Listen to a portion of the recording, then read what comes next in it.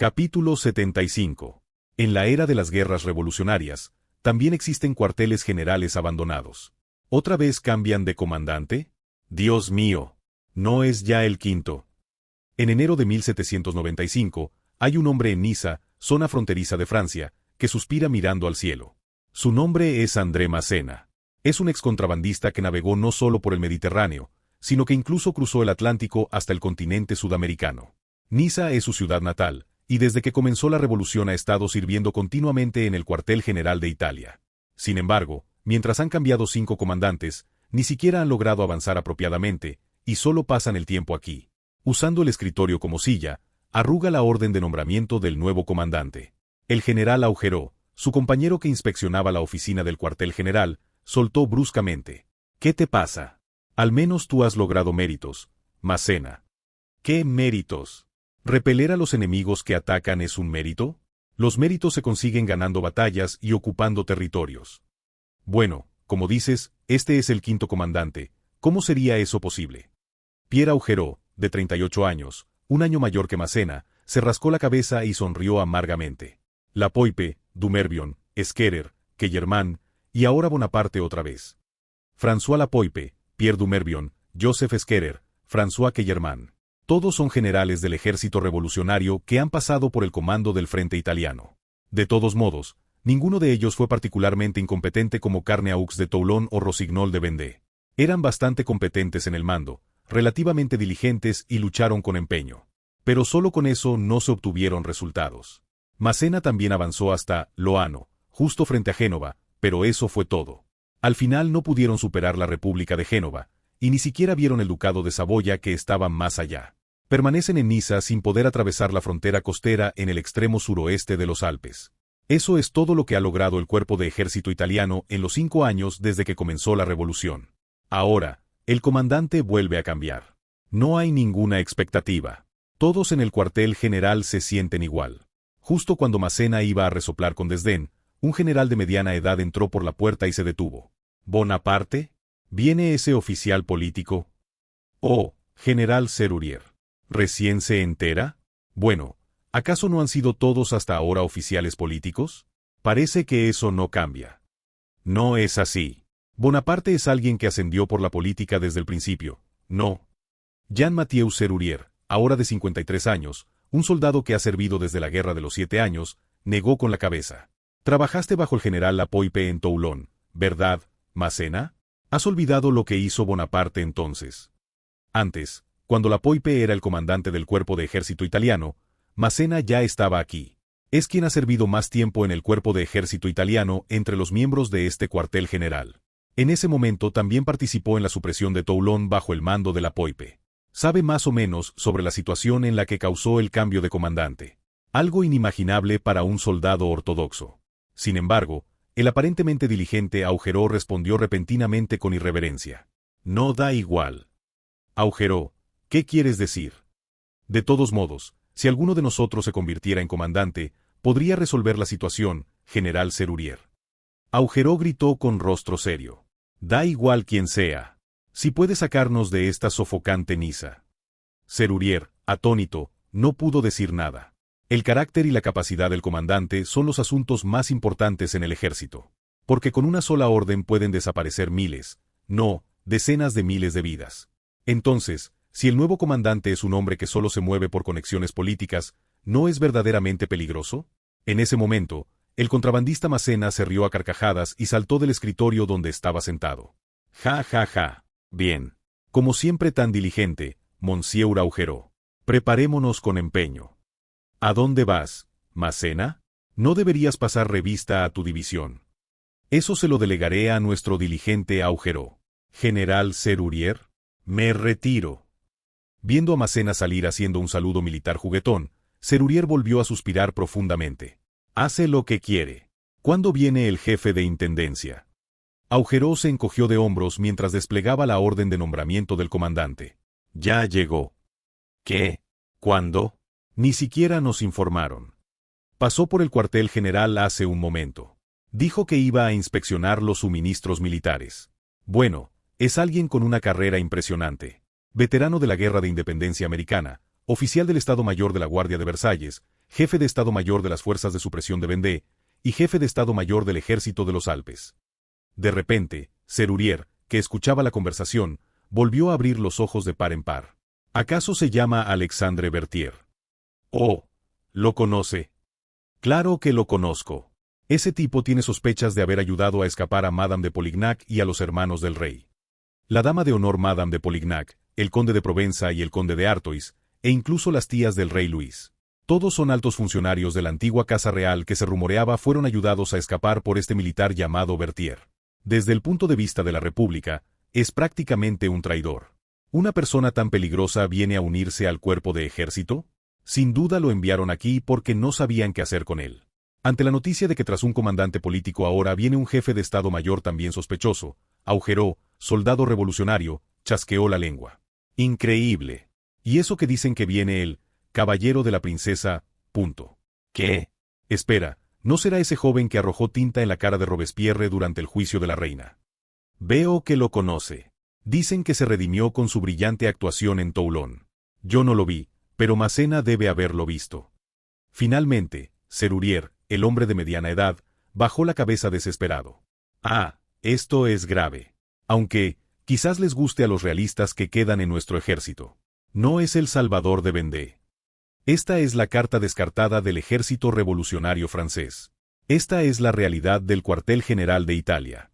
En realidad, si se examina más a fondo, el problema es aún mayor. Dicen que viene el Salvador de Vendée. El cuartel general de Niza está compuesto de barracones, edificios temporales y casas que originalmente eran residencias civiles. Como no hubo tiempo para construir específicamente un cuartel general militar, lo que se instaló temporalmente se ha mantenido durante 5 años. Aún así es bastante útil, todavía no se ha derrumbado.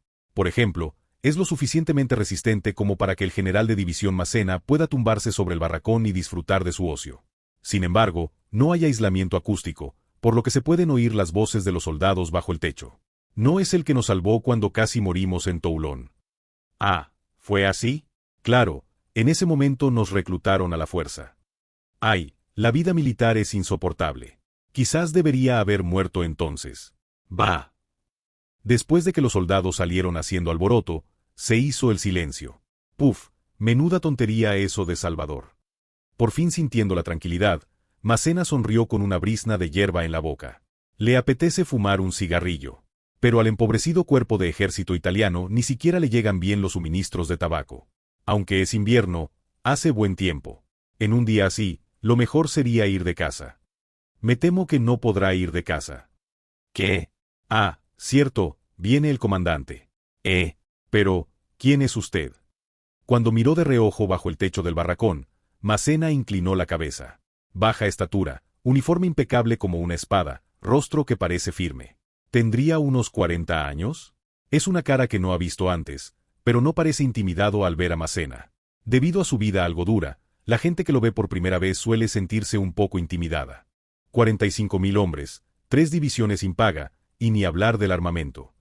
El soldado de mediana edad chasqueó la lengua mientras inspeccionaba el cuartel. Los uniformes y las botas están en pésimo estado. No es de extrañar que la moral de los soldados esté baja. Todas sus observaciones eran precisas. De todos modos, al ser servicio militar obligatorio, naturalmente no hay paga. Y como ni siquiera se proporcionan adecuadamente los suministros, tienen que realizar requisas forzosas en las casas cercanas. Como tampoco han tenido victorias consecutivas, no hay posibilidad de botín de guerra. Pero, ¿quién era este que se paseaba por el cuartel general discutiendo la situación? Rascándose ligeramente la barba, Massena preguntó con expresión interesada.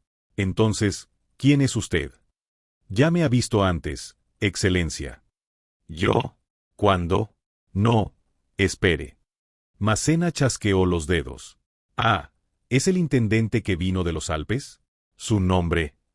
Para ser precisos, había venido del cuerpo del ejército de los Alpes en el sector suizo. Se había presentado debidamente en el cuartel general, pero Massena, desinteresado, no había recordado su rostro. El soldado de mediana edad, Berthier, realizó un respetuoso saludo militar. Soy el general de brigada Alexandre Berthier. Puede llamarme simplemente Berthier. El apellido es más fácil de pronunciar. Llámeme Massena también. Por cierto, parece que ya terminó la inspección. La inspección es sencilla. Identificar los problemas es un poco más difícil pero posible. Resolverlos es lo complicado. Massena elevó la comisura de sus labios y saltó de su asiento. Es un alivio que haya llegado alguien que entienda eso. Un movimiento muy ágil. El cuerpo propio de un hombre que alguna vez trabajó como contrabandista, casi un semipirata. Sin embargo, ahora es un soldado desocupado. Massena aterrizó en el suelo. ¡Tac! Massena, de pie frente a Berthier, sonrió con suficiencia. Pero, ¿qué hacemos? El nuevo que viene es un típico oficial político. ¿No es el que acabó con la rebelión de Vendée? Conquistó Tolón y salvó París. Va, se nota que solo ha estado en el ejército y no conoce cómo funciona el mundo. Ese hombre sabe trepar, trepar. Los ojos de Massena de repente despidieron chispas. Aquí, en el frente italiano, solo vendrá a ganar experiencia y se marchará de nuevo. De todos modos, el frente principal no está aquí, sino en el Rin. No hace falta obtener la información militar más reciente de París para saberlo.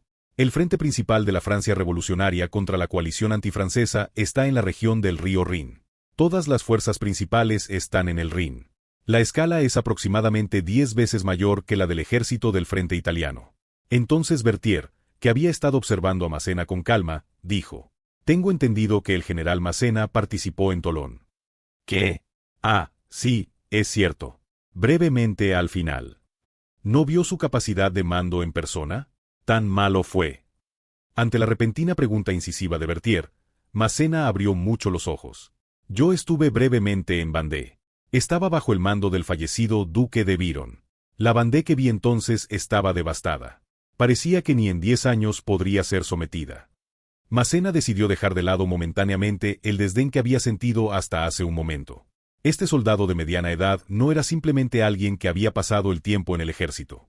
Es quien, incluso después de que comenzara la revolución, demostró la audacia de ayudar a los miembros de la familia real a exiliarse. Puede que no conozca los asuntos mundanos, pero no es un tonto. Quien terminó con eso no puede ser un soldado común. Le pregunto de nuevo, general Massena, ¿realmente cree que el comandante Bonaparte es solo un oficial político? Massena también estuvo en Tolón. Vio cómo un asedio que parecía interminable cambió en solo 2 meses. Ese mando fue mérito completamente de la estrategia de Napoleón más que de Dugommier. En ese momento, Massena gritó rechinando los dientes: «Bien, lo admito. Bonaparte no es un tipo común, y el joven mensajero que viene con él era valiente. ¿Contento? Aún así». Sin embargo, hay una verdadera razón por la que Massena se desespera. Este no es un campo de batalla glorioso. El Rin, o al menos Flandes, es un campo de batalla glorioso. Este es solo un lugar abandonado. De todos modos, el gobierno revolucionario no tiene expectativas para Italia. Sin importar quién venga, con solo 45.000 hombres y 3 divisiones, es difícil avanzar en el frente italiano. Especialmente en una situación donde ni siquiera llegan los suministros adecuadamente. En ese momento, detrás de Massena y Berthier, se escuchó una clara voz juvenil. Si realmente desea un campo de batalla glorioso, no debería quedarse sentado. Massena giró la mirada y abrió mucho los ojos. ¿El mensajero? No. ¿Cuándo llegaste? Has crecido. ¿Reconoce mi rostro? General Massena, soy el coronel Eugene, ayudante de campo del nuevo comandante. Transmitiré las palabras del comandante. ¿Qué? Ahora con 14 años, el coronel Eugene de Beauharnais hizo un saludo militar mientras sonreía fríamente. Reunión inmediata en el campo de entrenamiento. Quien falte será considerado insubordinado. Sea comandante de división o lo que sea. Napoleón finalmente había llegado al cuartel general de Italia. Naturalmente, no todos los soldados se reunieron voluntariamente de una vez. Maldita sea, me muero de hambre, ¿por qué nos hacen reunirnos? Originalmente, el ejército francés del frente italiano, conocido como el Cuerpo de Italia, está compuesto principalmente por voluntarios del sur de Francia. Sin embargo, Austria, la potencia gobernante del Sacro Imperio Romano, también estaba enviando tropas al norte de Italia. Por eso, los voluntarios no eran suficientes, y se implementó un reclutamiento masivo en el sur de Francia. Por lo tanto, la mayoría de los soldados aquí están descontentos desde el principio. Reclutamiento forzoso, exrealistas, y además llevan más de 2 años sirviendo sin paga. Desde el Decreto de Movilización Nacional de 1793. Y como el suministro de alimentos tampoco es fluido, los soldados están llenos de quejas. Revolución, rey o guerra. Ojalá nos dieran pan. ¿No dan carne? Ah, sabes que ni siquiera comimos un trozo de carne en Navidad. No nos den la sopa como si fuera agua. Dicen que la última vez encontraron una rata entre la comida. ¡Puaj! Los soldados que apenas se reunieron son las tropas directas de Augereau, Serurier y Massena. El resto de los comandantes ni siquiera pudieron reunir a todos sus hombres. Además, como hay tropas estacionadas en los cuarteles cercanos y no en el cuartel general, solo hay alrededor de 10.000 soldados reunidos en el campo de entrenamiento. Entonces, uno de los soldados que se quejaba ladeó la cabeza. ¿Qué es eso? Entraron soldados de caballería vestidos con uniformes negros. Paso, paso, paso. No solo el color del uniforme es diferente, sino que la calidad es distinta. Además, los caballos y los carros de suministros móviles que le siguen son algo que nunca se ha visto en el ejército de Italia. Después de todo, la realidad del cuerpo de Italia era que solo tenía infantería y artillería. Por un momento, mientras las miradas estaban cautivadas, el hombre que llevaba el sombrero de general negro al frente abrió la boca. Soldados de la Revolución. No es muy alto, pero está montado a caballo, el sombrero de general está erguido alto, y sobre todo, su voz tiene resonancia. Todos, tensos por un momento, tragaron saliva. El comandante, Napoleón Bonaparte, había llegado. Napoleón miró a los 10.000 soldados y dijo: «Están hambrientos. No tienen ropa, y la patria no les ha dado nada. A pesar de que luchan con todas sus fuerzas en estas tierras altas de Niza y los Alpes». Los soldados parpadearon. Como era de esperar, estas palabras eran inesperadas. Es cierto que hasta ahora el Estado no les ha dado nada, pero ningún comandante había reconocido ese hecho. ¿Qué estará pensando este comandante? Sin embargo, la patria les pide que luchen de nuevo. Ante las francas palabras de Napoleón, los soldados estallaron en ira. Luchar otra vez. ¿Qué diablos quiere que hagamos? Al menos denos pólvora antes de hablar. En ese momento, los soldados de uniforme negro comenzaron a descargar suministros de los carros. ¡Pum! ¡Pum! ¡Pum! Los soldados del cuerpo de Italia parpadearon al ver los sacos que se apilaban. Uniformes, mosquetes, botas militares. De repente, el campo de entrenamiento se llenó de suministros militares que no habían visto en ninguna parte hasta ahora. Napoleón se dirigió solemnemente a los soldados. Son uniformes, mosquetes y botas recién transportados desde Marsella. La pólvora y las municiones también llegarán pronto. Este comandante no les dará órdenes irreales. Iremos a campos de batalla donde podamos ganar, y les ordenaré luchar cuando puedan hacerlo. De repente, el bastón de mando en la mano de Napoleón señaló hacia el este. El campo de batalla al que debemos ir es la tierra más fértil de este mundo, Italia. Es el lugar donde el cuerpo de Italia ha estado luchando hasta ahora. Está justo ahí, pero nunca pudieron cruzar los Alpes ni una vez. Sin embargo, todos saben que detrás de los Alpes, más allá del horizonte, está la península italiana. Han oído que es una tierra muy abundante. Y aquí Napoleón encendió el fuego. La ciudad divina de Roma, la ciudad dorada de Milán, la ciudad de la seda de Venecia los esperan. Las apasionadas bellezas italianas y los tesoros. Y además, el vino. Entre los soldados reunidos en el campo de entrenamiento, solo Massena ha estado realmente en Italia. E incluso Massena solo recorrió los puertos, nunca llegó a Roma, Milán o Venecia. Sin embargo, han oído rumores. Bellezas, vino, monedas de oro. Deseos que nunca se habían atrevido a imaginar arden en los corazones de los soldados. En ese momento, Napoleón rugió hacia los soldados. Soldados, avancemos y luchemos. Compartamos la gloria. Un grito como el rugido de un león. Los soldados levantaron los brazos al unísono. Las quejas que habían estado gritando hasta ahora desaparecieron, y los vítores llenaron el campo de entrenamiento. ¡Hurra! Vino, bellezas, oro, gloria, victoria para la República. Todos los soldados que no se reunieron aquí también escucharán las noticias. Suministros realistas. La visión de la conquista de Italia. El deseo del botín que obtendrán como recompensa. Napoleón, sin siquiera limpiarse el sudor de la frente, respiró pesadamente. Mirando a su ayudante principal Eugene a su lado, Napoleón dijo en voz baja: «Por ahora, funcionó. Todavía no hay vítores para usted, comandante». «Lo sé. Al final, se necesita una cosa más». Eugene miró a los 10.000 soldados que vitoreaban y asintió. «La victoria». Los primeros veteranos que más tarde serían conocidos en la historia original como la Guardia Imperial de Napoleón. Este fue el día en que el cuerpo de Italia y Napoleón se encontraron por primera vez.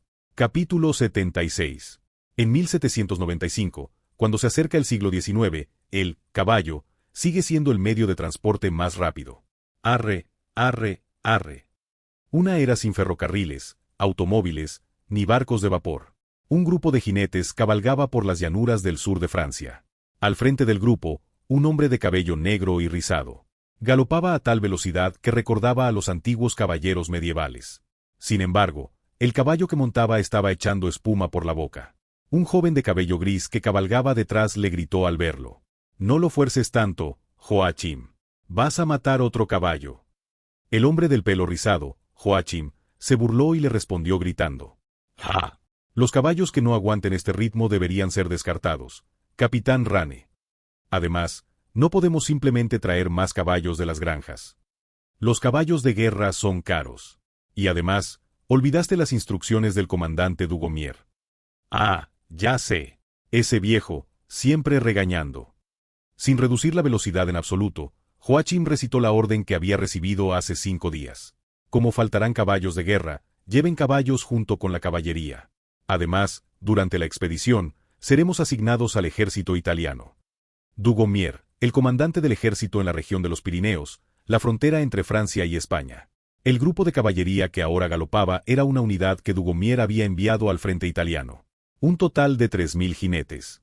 Aunque la caballería no era particularmente necesaria para luchar en las montañas, esto representaba una gran pérdida para Dugommier.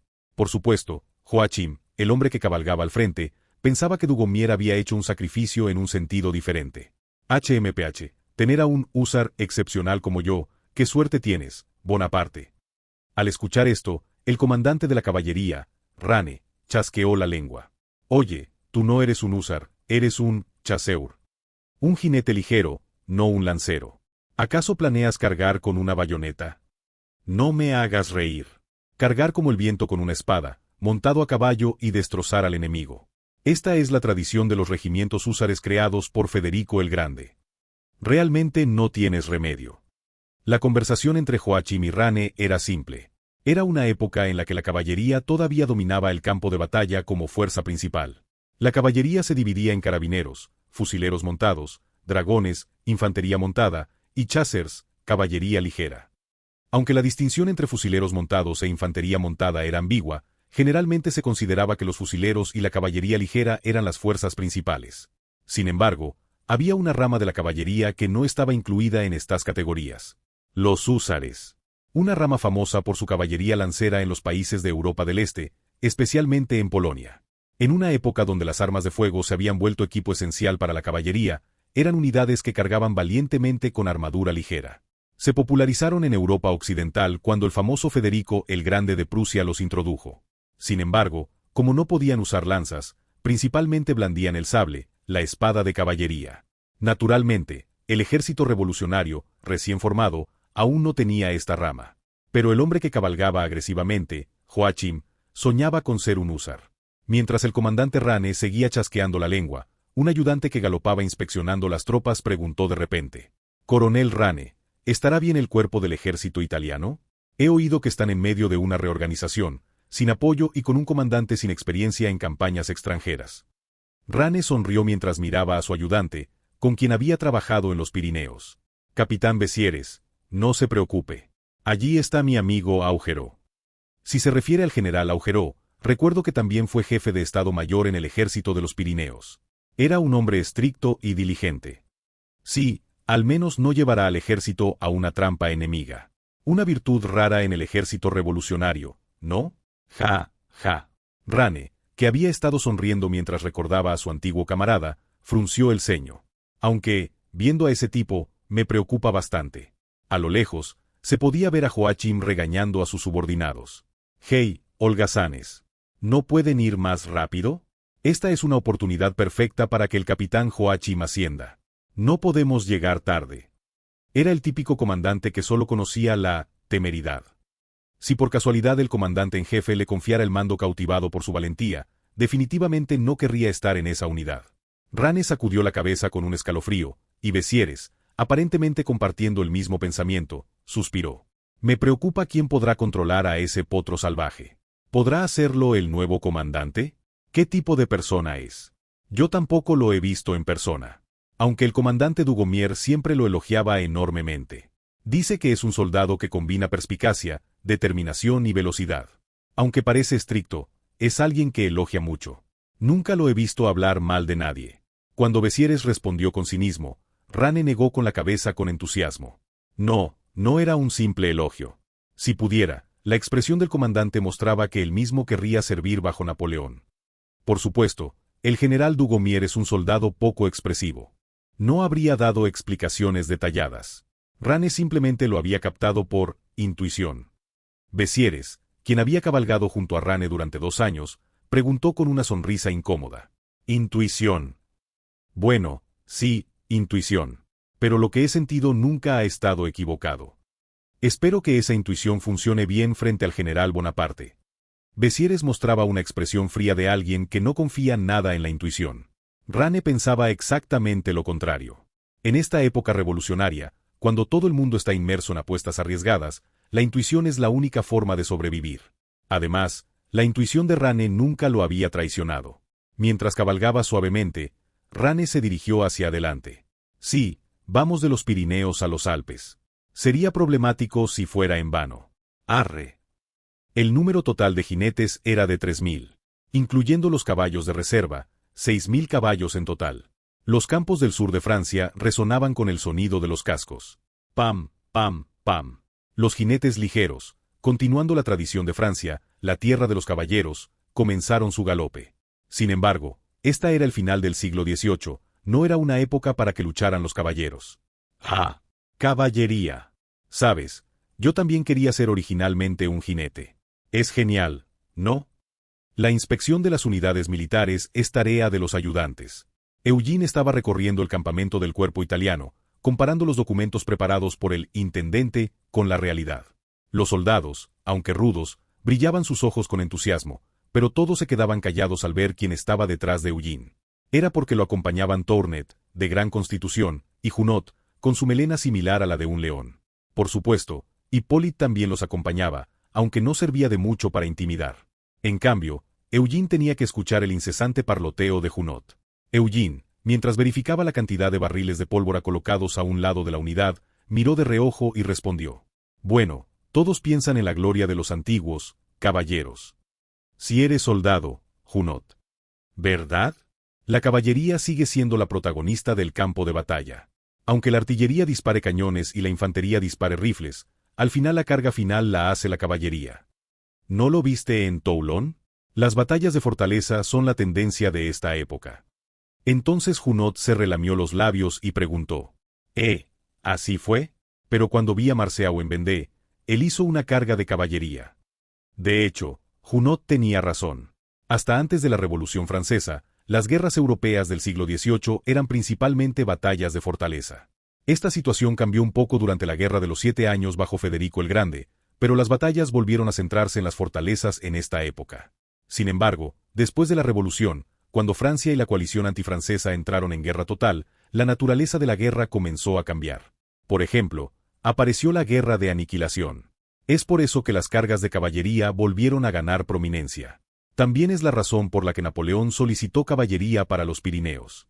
Sin embargo, Eugene negó con la cabeza mientras miraba a Junot. En mi opinión, hay una unidad diferente que te quedaría mejor, coronel Junot. ¿Qué es? ¿Tal vez una unidad de bayonetas que carga sin pensar? Bueno, soy bastante bueno con la bayoneta. No, es eso. La mirada de Eugene se dirigió hacia una sección abandonada de la unidad junto a los barriles de pólvora. Grenadiers. Grenadiers, es decir, la unidad de granadas. Los llamados granaderos. A finales del siglo XVIII, cuando las granadas aún eran armas pesadas y especiales. Los granaderos eran unidades especializadas en lanzar granadas. Junot exclamó con una expresión incrédula. Oye, ¿granaderos? ¿Por qué no me dices directamente que vaya a morir? ¿No dijiste que querías cargar arriesgando tu vida? Ah, pero esto es diferente. Los granaderos son peligrosos. Las granadas son objetos propensos a accidentes incluso en la historia original moderna. Ni qué decir de esta época, a finales del siglo XVIII. Además, no había lanzagranadas, Tenían que acercarse a las líneas enemigas y lanzar las granadas con la fuerza de sus brazos, como si fueran piedras. Era una misión que requería verdadero valor, agallas y velocidad. Y según Eugene, en el Club Napoleón, Junot era quien tenía las mayores agallas. Solo le faltaban un poco otras habilidades tácticas para respaldar esas agallas. ¿Qué tal si se especializaba en granaderos? Era algo que Eugene había estado pensando desde antes. Pero viendo su fuerte rechazo, no parecía que fuera a ser fácil. De repente, Eugene desvió la mirada. Allí, eres un oficial granadero. Un oficial que estaba inspeccionando diligentemente la unidad de granaderos, se puso en posición de firmes. Sí, lo soy. Soy el coronel Eugene Beauharnais, ayudante del comandante. ¿Su nombre? ¿Coronel Eugene? ¿No es usted el que terminó la guerra en Vendée? Al ver al oficial que se iluminó de alegría, Eugene ladeó la cabeza. ¿Me conoces? Sí, soy Louis Lepic. Estuve bajo el mando del general Kleber. ¿Bajo el mando del general Kleber? Espera, Lepic. Eugene abrió los ojos de par en par. Louis Lepic, un hombre que se haría famoso en la historia original como comandante de caballería de Napoleón. Particularmente, sus hazañas durante la campaña rusa, donde se enfrentó a los famosos cosacos, están registradas en la historia. Pero había algo curioso entre las unidades que este hombre comandó. Eugene sonrió enigmáticamente mientras miraba a Lepic, quien actualmente comandaba una unidad de granaderos en lugar de caballería. He oído de ti. En cualquier caso, ¿podrías explicarme sobre los granaderos? Lepic parpadeó y respondió sin pensarlo. Sí. Los granaderos llevan granadas y dan el primer golpe en las líneas enemigas. La tasa de mortalidad. Sorprendentemente baja. Porque a menudo nos retiramos inmediatamente sin entrar en combate. Eugene se volvió hacia Junot, quien había estado escuchando con las orejas bien abiertas. Lo oyó. Junot se relamió los labios y encogió los hombros. Ya veo. Pero no parece muy impresionante. ¿Y si montaras a caballo? Montar a caballo. Eugene volvió a mirar a Lepic con ojos brillantes. Aquí, el teniente coronel Lepic originalmente era un dragón. Pero se ofreció como voluntario para los granaderos y ahora trabaja así. Pero verás. Lepic comenzó su carrera militar como dragón. Además, en la historia original, hasta el final de su carrera comandó unidades de caballería en Waterloo. La cosa es que durante la campaña rusa, Lepic llegó a comandar una unidad peculiar. El regimiento de granaderos a caballo imperial. Aunque se llamaban granaderos, en realidad actuaban más como caballería media, pero el origen de su nombre viene de los granaderos originales que lanzaban bombas. ¿Qué pasaría si esta unidad actuara según su nombre? Nacería una unidad que cabalga hacia el enemigo, lanza granadas y luego carga. Eugene le dijo a Junot, que tenía la boca abierta. ¿Qué tal si usáramos una unidad de granaderos montados? Junot gritó con entusiasmo, pero luego ladeó la cabeza. Eso suena genial. Muy varonil. Pero nos faltan caballos, ¿no? Eugene respondió con calma. Pronto llegarán. ¿De dónde? De los Pirineos. El comandante Dugommier dijo que los enviaría. Los 3000 jinetes que ahora venían cabalgando. Por supuesto, Eugene aún no conocía al comandante. Pero estaba seguro de que las tropas que Dugommier enviaría serían de élite. Junot asintió con la cabeza. Bien, entonces el regimiento de granaderos montados será mío. Ni Eugene ni Junot sabían que el hombre que se convertiría en el mayor enemigo de Junot en la historia original venía cabalgando hacia ellos. Por supuesto, lo más importante ahora no eran los granaderos montados, sino el informe sobre el estado de la campaña italiana. Aunque aún no existe formalmente la estructura de cuerpo de ejército, el ejército del frente italiano es esencialmente un cuerpo compuesto por divisiones. Un total de 45.000 hombres. 60 cañones. Faltan alimentos y armamento. Si comenzamos el combate, aguantaremos unos 2 meses. Niza era originalmente territorio del antiguo ducado de Saboya. Actualmente era parte del pequeño reino que se había elevado al reino de Cerdeña-Piamonte. Pero después del inicio de la revolución, Francia conquistó Niza, que junto con Flandes había reclamado durante mucho tiempo. Por eso ahora el cuartel general del cuerpo italiano está en Niza. Probablemente por eso el edificio del cuartel general provisional tiene un fuerte aire italiano. Un comandante de origen italiano en un antiguo territorio italiano escucha planes para conquistar Italia. Eugene tuvo un pensamiento curioso mientras informaba sobre la situación del cuartel general. Napoleón, sentado en una silla de madera de estilo italiano, preguntó de repente. ¿Ya has analizado todo eso desde que llegaste? No. Es el resumen del coronel Berthier, el nuevo jefe de Estado Mayor como nosotros. También ha preparado un plan inicial de suministros según el momento del avance. Y las rutas de avance. A ver. Los ojos de Napoleón se agrandaron al recibir el informe. Excelente. Esto es mejor que tú. Marmont? Aunque no mejor que yo. Hasta ahora, en el Club Napoleón, los borradores de planes operativos eran responsabilidad de Marmont, un exoficial de artillería. Por supuesto, las ideas brillantes eran de Eugene, y las decisiones finales y modificaciones las hacía Napoleón directamente. Marmont, que echó un vistazo al plan, respondió con una sonrisa suave. Es que yo estaba tan ocupado asistiendo al general. Pero es excelente, sin duda. Vaya, esto es incluso mejor que nuestro joven jinete. ¿Qué te parece?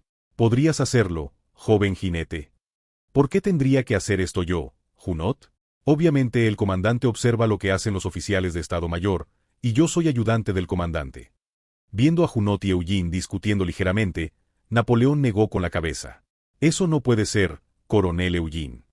¿Qué quiere decir, excelencia? ¿No ha demostrado ya el coronel Eugene su capacidad de mando? Además, ¿no has crecido ya bastante? A tu edad, en otros tiempos ya estarías en edad de casarte. Entonces Junot asintió con una expresión maliciosa. J.E., sí que parece haber crecido. Lo vi el otro día cuando se bañaba en el arroyo. Oye, Junot, ¿podrías parar? ¿Por qué? Es divertido. Cuéntanos más. Marmont estaba a punto de sonreír maliciosamente mientras miraba la parte inferior del cuerpo de Eugene, un adolescente de 14 años que había crecido bastante. Basta. Eugene, Marmont y Junot se tensaron todos. Hippolyte y Tornet, que habían estado riendo disimuladamente, y Duroc, que había estado escuchando en silencio, también se pusieron serios. Aunque podían hablar libremente, cuando el comandante se ponía serio, todos guardaban compostura. Esta era la regla tácita de Napoleón establecida en el cuartel general. En realidad, incluso sin reglas, uno no podía evitar cerrar la boca al ver la mirada de Napoleón. Una mirada que parecía atravesar el corazón de las personas como una bala. Napoleón miró a su grupo más cercano de ayudantes y dijo: «Le daré al coronel Eugene la autoridad para establecer el regimiento especial de correos de Italia. Puede traer reclutas realistas de Toulon si quiere. Lo importante es que, obviamente, no puede ser una simple unidad de correos». Eugene abrió los ojos de par en par. Eso significaba darle el mando de una unidad independiente. Aunque su rango era coronel, Eugene todavía tenía 14 años y faltaba bastante para que alcanzara la mayoría de edad. Incluso para los oficiales nobles de la vieja era, se necesitaba tener al menos 16 años para recibir el mando. Cuando fue enviado a Vendée anteriormente, estrictamente hablando, fue en una misión especial. Así que esta sería la primera vez que recibiría el mando de una unidad formalmente integrada en el cuerpo del ejército. Napoleón miró fijamente a Eugene y le instruyó: «Debe ser una fuerza de reserva. Una fuerza especial de reserva que pueda asestar un golpe sorpresa cuando sea necesario». Esto era claramente una consideración de Napoleón. Todavía era un muchacho, además de ser un subordinado apreciado y, sobre todo, el hijo de Josephine. No quería que recibiera una bala perdida en primera línea de batalla. Sin embargo, un soldado debe luchar, y Eugene ya había logrado méritos militares sobresalientes. Así que lo colocó en una posición relativamente segura, pero donde pudiera demostrar sus habilidades en momentos de crisis. Junot, que se dio cuenta rápidamente de esto, se quejó entre risas.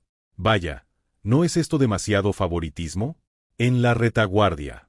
Mientras nosotros tenemos que ir al frente». «¿Qué dices, Junot? Nosotros debemos servir al comandante. ¿Por qué iríamos al frente?» Marmont. Nuestro comandante siempre se adelanta al frente. No tenemos que ir con él». Viendo a Junot y Marmont reír juguetonamente, Eugene asintió. De repente se dio cuenta que este era un ejército expedicionario que partiría hacia el campo de batalla. Y además, que Eugene se había convertido en un miembro central del grupo más cercano a Napoleón, el Club Napoleón. Aquí había camaradas que valía la pena proteger, sin importar qué destino les esperara. Incluso Marmont, quien en la historia original abandonaría a Napoleón, arrastrado por el torbellino del destino. «Entendido, excelencia. Le enviaré una carta a Pierre Collot para que prepare primero los uniformes». Collot, es decir, el banquero responsable del Banco de Marsella. Eugene había establecido el núcleo del sector de suministros militares del cartel Beauharnais en Marsella, y actualmente Collot lo supervisaba todo. Esto se debía a que habían llamado a París a Damas, el director original del cartel. Además, en la historia original, Collot también se involucraría en el negocio de suministros del ejército expedicionario italiano. De una manera u otra, era el hombre adecuado para el trabajo. Los suministros apilados frente a los soldados el día que llegaron al cuartel general italiano también eran obra de Collot. En ese momento, el rostro serio de Napoleón se relajó repentinamente. Ah, ya que mencionamos a Collot, ¿no se podría conseguir algo como un anillo de diamantes en el Banco de Marsella? Como aún no hemos entrado en guerra, podría contrabandearse, ¿no? Aunque es más un asunto de la compañía comercial que del banco, debería ser posible. ¿Para qué lo necesita? Es que, verás, pronto será mi primer aniversario con Josephine. En ese momento, Junot no dejó pasar la oportunidad, con los ojos brillantes. Oh, ¿no envió también una carta ayer? Últimamente el subteniente Tornet y el nuevo sargento Armand han estado muy ocupados. Por cierto, ¿dónde está el sargento Armand? Fue a París. ¿Qué dices, Junot? Yo solo envío cartas a París por asuntos oficiales. Simplemente añado algo extra de vez en cuando. Sí, por supuesto, general. Mientras nadie creía la excusa de Napoleón, este se puso rojo como un tomate. Si sigues así, podría enviarte como cartero. Junot. De hecho, en la historia original, Junot realmente se convierte en cartero. Y como resultado, termina siendo testigo de la infidelidad de Josephine. Eugene estaba a punto de sonreír cuando... Ah, están ocupados. Esta vez, todo el Club Napoleón se sorprendió. Era porque Massena, el comandante de división del cuerpo italiano, estaba tocando la puerta. Cambiando rápidamente a una expresión seria, Napoleón preguntó: ¿Qué sucede, general Massena? Estaba revisando asuntos del comando con mis ayudantes. Sí, también escuché bien lo de enviar cartas de amor a París. Ja, ja, ja. Bah, qué malentendido. Simplemente estoy cuidando de la familia de un oficial bajo mi atención. De repente, con la cara descarada digna de un héroe de su tiempo, Napoleón se levantó de un salto y agarró el hombro de Eugene. Aquí, estoy enviando saludos a la madre del coronel Eugene. Habiendo enviado a un muchacho apenas mayor de edad según los estándares antiguos al ejército, ¿cuánto no debe preocuparse? No es así. Por supuesto, era una excusa absurda, pero cuando un superior hace excusas, es sabio fingir que se le cree. Massena, que alguna vez fue contrabandista y comerciante, conocía bien este principio mundano. Además, aunque Eugene no lo sabía, Massena sí lo conocía a él. Massena, riendo entre dientes, asintió. Sí, yo también vi la escena donde el joven jinete presentó la bandera. Bien, aquí están las noticias enviadas por nuestro camarada de Toulon, Excelencia. ¿Camarada de Toulon? ¿Quién? El comandante del ejército de los Pirineos, el general de división Dugommier. Massena, un veterano de la batalla por la reconquista de Toulon, hizo brillar sus ojos. El comandante Dugommier ha enviado caballería ligera, y nada menos que 3000 jinetes. Eugene y Napoleón también se levantaron de un salto. El regalo enviado por Dugommier, su camarada de batalla en Toulon, finalmente había llegado. Era la mejor carta para usar en el campo de batalla italiano, la caballería. Capítulo 77. Se dice que la caballería puede recorrer 100 kilómetros en un día. Ah, así que estos son los Alpes. Oye, tú. Anuncia que ha llegado la caballería de los Pirineos. Habían pasado 3 días desde que la caballería de los Pirineos partió del oeste hacia el cuartel general italiano en el este. El primero en llegar fue, sin duda, Joachim. Fue gracias a su precipitada cabalgata, sin importarle si los caballos morían o no. Debido a su ruidosa llegada, todo el cuartel general italiano se enteró del arribo de la caballería. El primero en recibir a la caballería fue el regimiento bajo el mando directo de Augereau, que estaba de patrulla. Augereau, quien había enviado rápidamente un mensajero al cuartel general, frunció el ceño mientras guiaba a sus tropas para dar la bienvenida. ¿La caballería se ha unido? Sorprendente. ¿Qué es lo sorprendente, general? Piénselo, coronel Verdier. Hasta ahora no habíamos recibido ni un solo refuerzo. Y de repente nos llueven los apoyos. Augereau respondió secamente a la pregunta de su ayudante, el coronel Jean Verdier. Y que llegue toda esta caballería solo por cambiar de comandante, es increíble. Ciertamente era una era dominada por las armas de pólvora. La caballería era un arma auxiliar. Sin embargo, seguía siendo cierto que la caballería era una rama costosa. Primero había que criar caballos, entrenar soldados que supieran montarlos, y alimentar tanto a los caballos como a los jinetes. Con un cálculo simple, se necesitaba el doble de provisiones.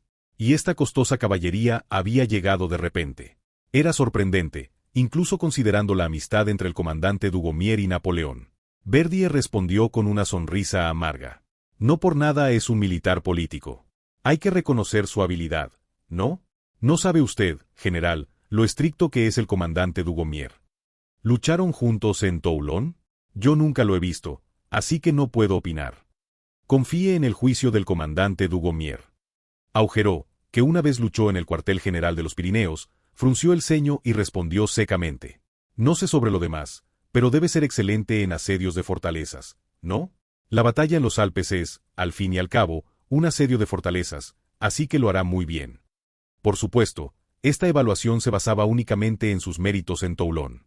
Además, Napoleón no tenía intención de usar tácticas pasivas como el asedio de fortalezas. Pero el plan estratégico de Napoleón aún no se había comunicado a los comandantes de división, y Augereau no conocía en absoluto a Napoleón. Así que lo evaluaba según el sentido común. En ese momento, Verdier ladeó la cabeza. Algo es extraño. Entonces, ¿por qué necesitamos caballería?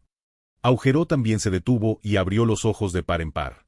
Si se iban a realizar asedios de fortalezas, la necesidad de caballería sería relativamente menor.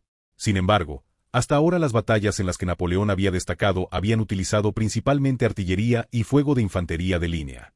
Las tácticas de caballería no existían en la carrera de Napoleón. Además, los Alpes no eran un campo de batalla adecuado para la caballería.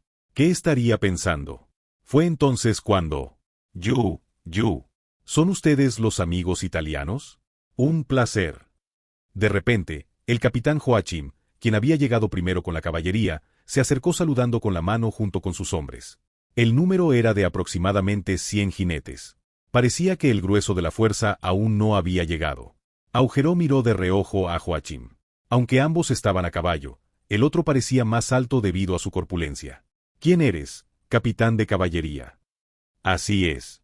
¿Dónde está el cuartel general italiano? Un momento, debes dar tu nombre y rango. Soy Augereau, comandante de división del cuartel general italiano. ¿Tu nombre? Augereau tampoco era de baja estatura.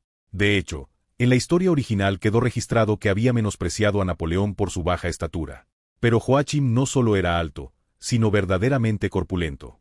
En ese momento, Joachim resopló mientras espoleaba su caballo. ¡Ja! Un simple comandante de división no merece saber mi nombre. Vamos, arre. Cuando los 100 jinetes galoparon al unísono, una nube de polvo se levantó. Augereau, Verdier y el regimiento directo de Augereau tosieron mientras se cubrían de polvo. Cof, cof. ¿Quién es ese loco? ¿Verdad? ¿Había alguien así en el cuerpo de los Pirineos? No recuerdo haberlo visto cuando estuve allí. Yo tampoco lo había visto. ¿Qué vería el comandante Dugommier, Cof, para enviar a alguien así? En ese momento, el grueso de la fuerza comenzó a llegar apresuradamente desde la distancia. General Augereau. Lo siento mucho. No hay heridos. Al ver al verdadero comandante de la caballería, Jean Rane, Augereau sonrió ampliamente. Rane. Así que tú eres el comandante de la caballería. Sí. Parece que ese loco de antes se ha comportado irrespetuosamente. ¿Quién diablos es ese tipo? Me gustaría darle una lección. Augereau, que aunque no tan impulsivo como Massena tenía su propio temperamento, rechinó los dientes. Rane, que conocía su carácter por haber servido juntos, sonrió amargamente. Aunque Rane también era bastante temperamental, el Joachim, que acababa de pasar era realmente difícil de controlar. Mejor no lo intente, Excelencia General Augereau. Ese tipo, Murat, es incontrolable incluso en nuestra unidad. Aunque consigue bastantes méritos. Si lo golpeas, se revela más. Por supuesto, solo obedece las órdenes que quiere oír. ¿Pero por qué lo han aguantado hasta ahora? Tiene un instinto increíblemente bueno. Instinto para el combate. En ese momento, Augereau estalló de rabia y arrojó su gorra militar al suelo. Como era de esperar, nada normal viene a este campo de batalla abandonado. ¡Maldita sea! Era, sin duda, el día en que Augereau, quien se convertiría en enemigo de Murat en la historia original, lo veía por primera vez. Aunque, por supuesto, en la historia sería más difícil encontrar a alguien que no se convirtiera en enemigo de Murat. El frente del cuartel general de Niza del cuerpo italiano estaba lleno del relinchar de los caballos. Brum, brum. Mientras 6.000 caballos resoplaban, el comandante Jan Rane hizo el saludo militar. Me presento. Soy el coronel Jan Rane, comandante del 13º Regimiento de Cazadores a Caballo del Ejército de los Pirineos. He recibido órdenes de unirme al ejército italiano junto con el capitán Bessieres como subcomandante y el capitán Murat. Napoleón asintió solemnemente. Ni siquiera Napoleón tenía experiencia comandando caballería todavía. Pero la expedición a Italia que estaba por comenzar necesitaría definitivamente caballería, especialmente para hacer realidad la operación que Napoleón había estado planeando. Sin embargo, el ejército italiano carecía absolutamente de caballería y necesitaba conseguirla de otro lugar. Justo cuando el frente español se había estancado, quedó disponible caballería. De hecho, la región del suroeste de Francia era famosa por ser tierra de caballería. Así que se lo pidió a Dugommier por si acaso, y éste envió alegremente a los jinetes. Y además, junto con los oficiales que apreciaba. Fue entonces cuando, de repente, un caballo levantó una nube de polvo al galopar. ¡Ah, polvo! ¿Qué le pasa a ese tipo? ¿Por qué cabalga así? Oye, esto no es un ataque, es una marcha, ¿y está haciendo galope con el caballo? Ni siquiera es trote o paso. Hippolyte, Junot y Marmont estaban a punto de quejarse. De pronto, un hombre de pelo rizado se presentó majestuosamente ante Napoleón. Un hombre corpulento de al menos 180 centímetros. Montado a caballo parecía aún más imponente. Napoleón, que apenas superaba los 170 centímetros, parecía mucho más pequeño en comparación. El corpulento jinete de pelo rizado, Joachim, miró desde arriba a Napoleón mientras reía estrepitosamente. ¡Ja, ja! Soy Joachim Murat. Saludos, camaradas de Italia. Por supuesto, estas palabras eran incorrectas. Para empezar, los presentes no eran italianos. Esta era tierra francesa, y de hecho, Joachim aún no era camarada del cuerpo italiano. Además, presentarse así ante el comandante era extremadamente irrespetuoso. Cuando Jan Rane estaba a punto de estallar de ira, pálido como un papel, Napoleón blandió la fusta que tenía en la mano. ¡Crack! El caballo se asustó y levantó los cascos, y el majestuoso Joachim tuvo que sujetarse apresuradamente. Justo cuando Joachim, que casi se cae del caballo, estaba a punto de enfurecerse, Napoleón asintió gravemente mientras observaba el estado del caballo. Parece que el caballo está agotado. No, es solo que no ha comido bien. Yo también quise ser jinete una vez. Originalmente, todos los cadetes sueñan con ser de caballería. Al final me convertí en oficial de artillería, pero sé bastante sobre caballos. Napoleón, que una vez soñó con ser oficial de dragones, acarició al caballo y sonrió fríamente. Si montas así a un caballo, no podrás usar la caballería. Tendrás que aprender desde el principio. Eugene sonrió al ver cómo Joachim, es decir, Joachim Murat, era dominado por Napoleón. Joachim Murat, el mejor comandante de caballería de Napoleón. Aunque Jan Rane y Baptiste Bessieres, que estaban detrás, también eran comandantes excelentes, nadie podía igualar a Murat en las cargas de caballería. Por supuesto, Murat no era la persona más importante entre los que se unieron hoy desde el cuerpo de los Pirineos. Era el comandante Jan Rane, que estaba al frente con los ojos muy abiertos. Napoleón se volvió hacia Jan Rane. ¿Has dicho Jan Rane? Sí, señor. Recibí una carta del comandante antes de que vinieras. Veo que tenemos la misma edad. Cuento contigo en el campo de batalla. Esta expedición necesitará muchos oficiales competentes. De repente, Napoleón miró penetrantemente a Rane y dijo: porque tendremos que dividir y aniquilar a un enemigo más numeroso que nosotros, atacando sus puntos débiles. El futuro Roland, entre los caballeros de la Grande Armée. El hombre que superaría todas las adversidades y sería conocido como el segundo al mando del cuerpo de Napoleón. Uno de los 26 que alcanzaron el rango de mariscal desde simple soldado, Jan Rane respondió con fervor. Excelente, excelencia. Las rápidas victorias de Toulon que elogiaba el general Dugommier. Me gustaría verlas en persona. ¿El comandante dijo eso? Bien. También observaré tus habilidades. Déjelo en mis manos. Atravesaré cualquier campo de batalla. Entonces Murat también saltó precipitadamente de su caballo y gritó: Yo también. En la historia original, Murat fue uno de los más cercanos a Napoleón. Sin embargo, no había lugar para Murat en el Club Napoleón ya formado. Incluso si lo hubiera, con un primer encuentro así sería difícil ganar su confianza. Napoleón miró fríamente a Murat y negó con la cabeza. No has escuchado bien mis palabras, capitán Murat. Tienes que aprender desde el principio. A ver, joven jinete. Eugene parpadeó y dio un paso adelante. Me llamaba, Excelencia. Has manejado caballos desde pequeño, ¿verdad? Aunque no sepas de caballería, conoces bien los caballos. Enséñale a este temerario cómo se monta un caballo. Excelencia. Eso. Eugene parpadeó y dio un paso adelante. Napoleón está intentando domar a este potro salvaje. De lo contrario, ni siquiera podrá montarlo. Por otro lado, para Murat era una situación indignante. El impetuoso Murat rugió mirando a Napoleón, Eugene y al cielo. ¿Me están diciendo que me convierta en subordinado de ese mocoso? Imposible. Sin embargo, por muy indisciplinado que fuera Murat, no podía desobedecer las órdenes del comandante. Murat, quien en la historia original quedó como sinónimo de comandante de caballería del cuerpo de Napoleón.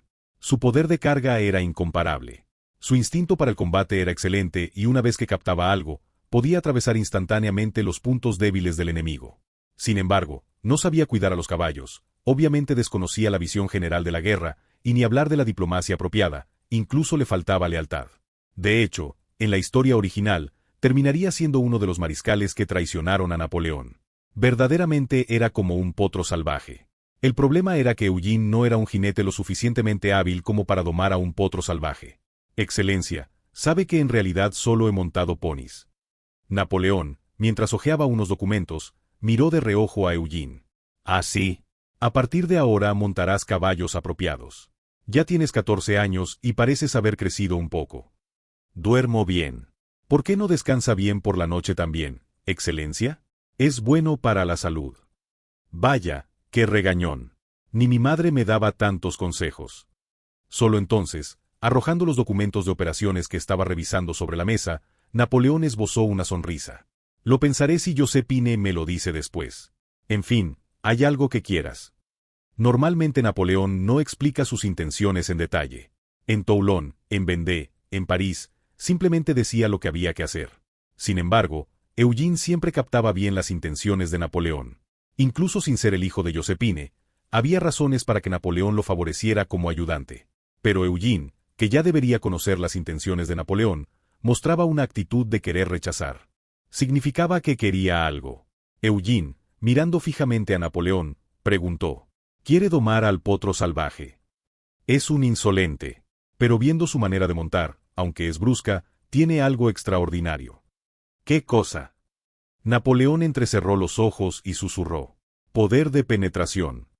Esta vez era una respuesta que Eugene no había previsto. Eso no se puede enseñar. Cuando yo montaba en la academia militar, me decían que era bastante bueno. Pero la temeridad es difícil de adquirir. Desde que las armas de pólvora aparecieron en el campo de batalla, la caballería es básicamente un apoyo para la infantería y la artillería. De ninguna manera. Napoleón negó firmemente con la cabeza y dijo: el poder de penetración de la caballería todavía es efectivo. Especialmente los caballos del sur de Francia son excelentes para la carga. En realidad, Eugene había vivido en la era moderna de la historia original donde los caballos ya se habían retirado del campo de batalla. Quizás por esa experiencia había olvidado algo. La última era en que la caballería podría volver a ser protagonista en el campo de batalla. Principios del siglo XIX, la época de las guerras napoleónicas, que pronto llegaría. Esta era precisamente la época en que el poder destructivo de las armas de pólvora era ambiguo, no había otros medios de transporte, y la caballería se había adaptado flexiblemente a las armas de fuego.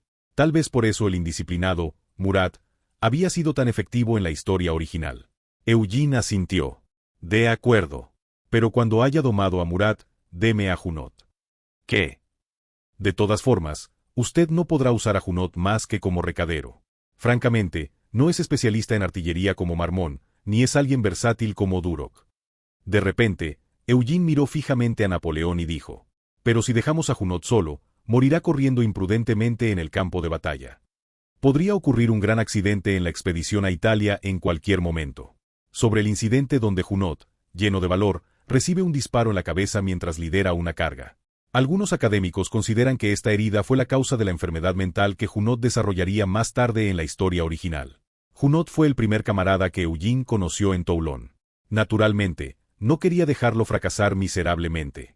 Napoleón, que aunque desconocía la historia sí conocía la temeridad de Junot, se golpeó suavemente la cabeza y preguntó: ¿qué piensas hacer con él? comandante del regimiento de granaderos montados. ¿Qué? Dices que pondrás granaderos a caballo. Ante Napoleón, sorprendido por esta idea inesperada, Eugene respondió con firmeza. Sí. Será la fuerza de reserva y unidad especial que usted me pidió crear. Literalmente se convertirá en una unidad que lanza ataque sorpresa. Napoleón rodó los ojos y sonrió satisfecho. Lo tenía. Bien. Si logras domar a Murat, te lo permitiré. Eugene salió entusiasmado después de obtener el permiso para crear la unidad que deseaba. Por supuesto, no todos estaban tan entusiasmados. Hippolyte, siguiendo a Eugene por detrás, se rascó la cabeza y preguntó: ¿Cómo diablos vas a controlar a ese tal Murat? Parece completamente incontrolable. Saltaba con tanta energía como si tuviera sífilis. Ojo por ojo, diente por diente. A la fuerza se responde con fuerza. ¿Qué? Eugene se volvió hacia Hippolyte y sonrió astutamente. Para domar a un potro salvaje, hay que mostrarle una fuerza más salvaje. Hay que someterlo mientras aún no tiene experiencia. El día que la caballería de los Pirineos se unió al cuerpo italiano, Eugene recibió a Murat como su subordinado, a cambio del derecho a crear una brigada de granaderos montados.